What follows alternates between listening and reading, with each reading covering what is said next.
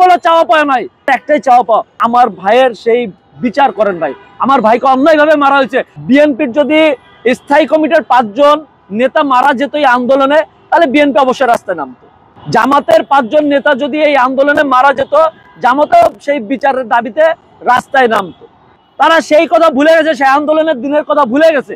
5 আগস্টে 2 জন বোন ভাইয়ের লাশ কাঁধে করে নিয়ে ঢাকা মেডিকেল থেকে স্লোগান দিছিল, সেটা হয়তো আমাদের উপদেষ্টারা ভুলে গেছে। গত 2 দিন ধরে আমরা দেখছি নাহিদ ইসলাম উনি অন্তর্বর্তীকালীন সরকারে থাকা অবস্থায় কিছু না বলে নেমে এসে রাজপথে উনি বলছেন যে শহীদের মা উনি বিচার চাচ্ছেন, তাহলে বিচার হয়ে তারপরে নির্বাচন হবে। ওনাকে দেখছি, আমি এটাকে সাধুবাদ জানাই। বিএনপিকে দেখছি তারা নির্বাচনমুখী বেশি, সংস্কার বা এই গণহত্যার বিচার এইগুলো নিয়ে তারা কথা বলছে না। দেখুন, বিএনপির যদি স্থায়ী কমিটির 5 জন নেতা মারা যেত এই আন্দোলনে, তাহলে বিএনপি অবশ্যই রাস্তায় নামতো। জামাতের 5 জন নেতা যদি এই আন্দোলনে মারা যেত, জামাতও সেই বিচারের দাবিতে রাস্তায় নামতো। ঢাকা বিশ্ববিদ্যালয়ের 50 জন ছাত্র যদি এই আন্দোলনে গুরুতর আহত বা শহীদ হতো, তাহলে ঢাকা বিশ্ববিদ্যালয় এতক্ষণে ফুসে উঠতো। এবং আমার যেটুকু মনে হয় যে অন্তর্বর্তীকালীন সরকার এতদিনে বিচার কার্যক্রম শেষ করে তারপরে তারা পূর্ণ সংস্কারের কথা বলতে হতো। কিন্তু মারা গেছে কারা? আপনারা দেখুন, খেটে খাওয়া সাধারণ বাংলাদেশের জনগণ মারা গেছে। যাত্রাবাড়িতে মারা গেছে, রামপুরায় মারা গেছে, উত্তরায় মারা গেছে, আশুলিয়ায়। ঢাকা বিশ্ববিদ্যালয়ে শুধু নাহিদ ইসলাম একা ব্যক্তি যে মায়ের খেয়েছে ডিবির হেফাজতে যায়, আর কেউ বলতে পারবে না যে তারা মায়ের খেয়েছে এই আন্দোলনে। কেউ দেখাতে পারবে না তারা কেউ মায়ের পর্যন্ত খাইছে। তাহলে বুঝতে হবে মারা গেছে প্রাইভেট বিশ্ববিদ্যালয়ের আমাদের ভাইরা। এই সাধারণ মানুষের রক্তের জন্য কেউ আন্দোলন করতে রাজি না। জনগণকে প্রতিবারই রাজনৈতিক ব্যক্তিরা ব্যবহার করছে 54 বছরে, আমরা মনে করছি এখনো তারা ব্যবহার করতে যাচ্ছে। এই কারণে কেউ আর এই গণহত্যার বিচারের জন্য কথা বলছে না। সবাই তাদের নিজ দলীয় স্বার্থ, ক্ষমতার স্বার্থ, কারো যে স্বার্থ আছে সেটা নিয়ে কাজ করছে। আমরা বসছি যে জনগণ যেহেতু রক্ত দিছে, এই জনগণের রক্তের ঋণ আগে পরিশোধ করা।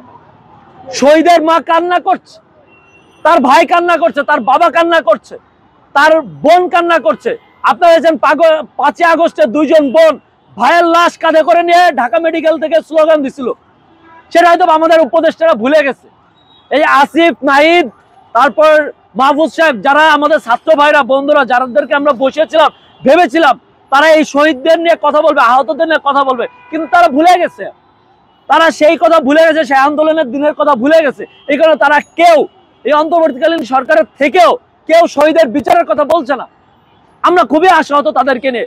আমরা দেখেছি গত 2 দিন আগে প্রধান উপদেষ্টার প্রেস উইংস থেকে বলছে যে পাচার হওয়া অর্থ ফেরানো আমাদের এটা মেজর কনসার্নে পড়ে। কিন্তু তাদের একবার মনে হয় না যে 2000 শহীদের রক্তের উপর আমরা বসে কথা বলছি, যে চেয়ার আমরা বসে আছি, এই 2000 শহীদের রক্তের ঋণ পরিশোধ করা প্রয়োজন, এটা আমাদের মেজর কনসার্ন। তাদের মুখ থেকে একবারও এই কথাটা বেরোয় না। আমার দুঃখ হয়, আমি একা বসে রয়েছি, আমার সাথে অনেক ভাইরা আসে, বিভিন্ন সময় আমরা বিভিন্ন আন্দোলন করছি। 5টা আমরা শহীদ মার্চ দিয়েছি, 2টা শহীদ মার্চ দিয়েছি, তার মধ্যে একটি আশুলিয়ায়, যেখানে 7টা ভাইদেরকে আমাদের পুড়িয়ে ফেলা হয়েছে। গতকালকে দিয়েছি র্যাব হেডকোয়ার্টারে, গতকালকে শুক্রবারে আপনারা দেখেছেন র্যাব হেডকোয়ার্টার থেকেই মূলত হেলিকপ্টার যোগে যে হত্যাকাণ্ড চালানো হয়েছে, গুলি চালানো হয়েছে, তার নেতৃত্ব দেওয়া হয়েছে কোথায়? র্যাব হেডকোয়ার্টারে। শেখ হাসিনা সরাসরি ফোনালাপ ফাঁস হয়েছে যে সে নির্দেশনা দিচ্ছে সরাসরি। আসাদুজ্জামান কামালের ভিডিও সরাসরি রয়েছে যে স্যার দেখেন একটা মরে, একটারে গুলি করে, একটা মরে, বাকিগুলো যায় না। এই আসাদুজ্জামান কামালকে ইন্ডিয়া থেকে কেন আনা হচ্ছে না? ভারত থেকে কেন আনতে পারতেছে না সরকার? তাহলে সরকার কেন কাজ করতেছে?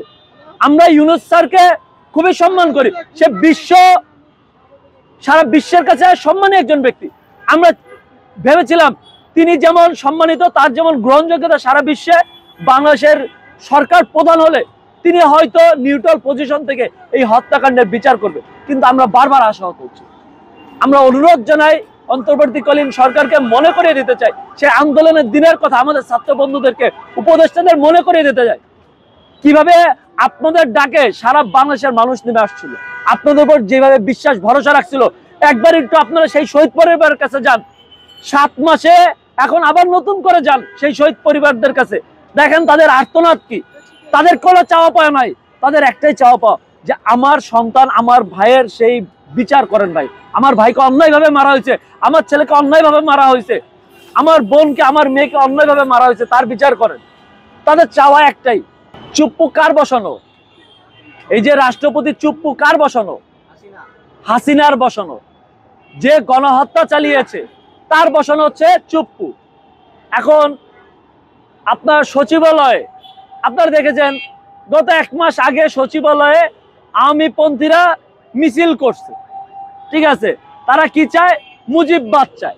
এখন যারা মুজিববাদ চায়, যারা হচ্ছে আওয়ামী লীগের বসানো সেটআপ, যেই পুলিশ অফিসাররা, যেই আপনার ডিসিরা এই 14 সালের, 18 সালে এবং সর্বশেষ 24 সালে এই অবৈধ নির্বাচনকে বৈধ করছে এবং আওয়ামী লীগকে রাতের ভোটে জিতিয়েছে, তারা কি কেউ চাকরি থেকে অপসারিত হয়েছে?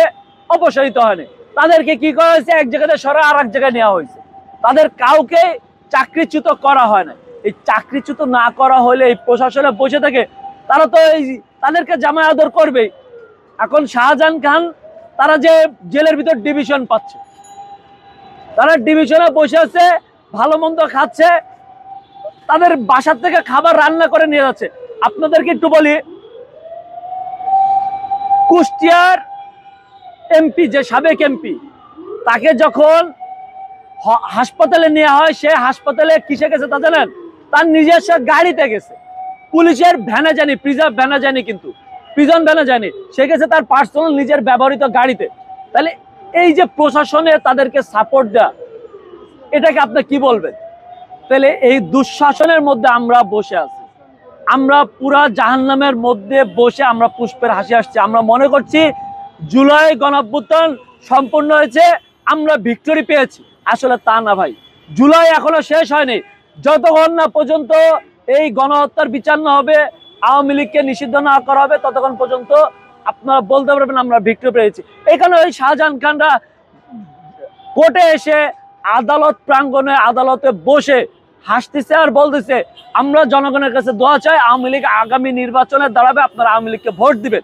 তারা আদালতে বসে ভোট চাচ্ছে, কারণ ইসি তো বলেই দিছে, আপনার নির্বাচন সংস্কার কমিশন বলেছে যে আওয়ামী লীগকে নিষিদ্ধ করার কোনো কারণ নাকি তারা খুঁজে পাচ্ছে না। আওয়ামী লীগ নিষিদ্ধ হবে না, আওয়ামী লীগ চাইলে নির্বাচন করতে পারবে।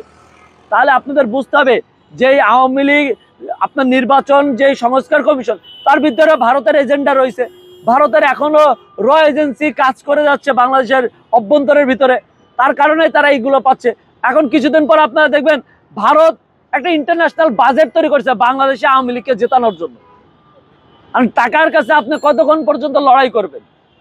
দেশের জনগণ আর কত লাশ দিবে, তারা আর কত রক্ত দিবে? তারা তো আর সেকেন্ড টাইম নেমে আসতে চাবে না। এই জন্য বলছি যে দেশে আবারও স্বৈরাচার তৈরি হবে। এই স্বৈরাচার যাতে বাংলাদেশে বারবার তৈরি না হয়, এই কারণেই এই গণহত্যার বিচার দ্রুত সময় করার জন্য আমরা আহ্বান জানাচ্ছি। ধন্যবাদ।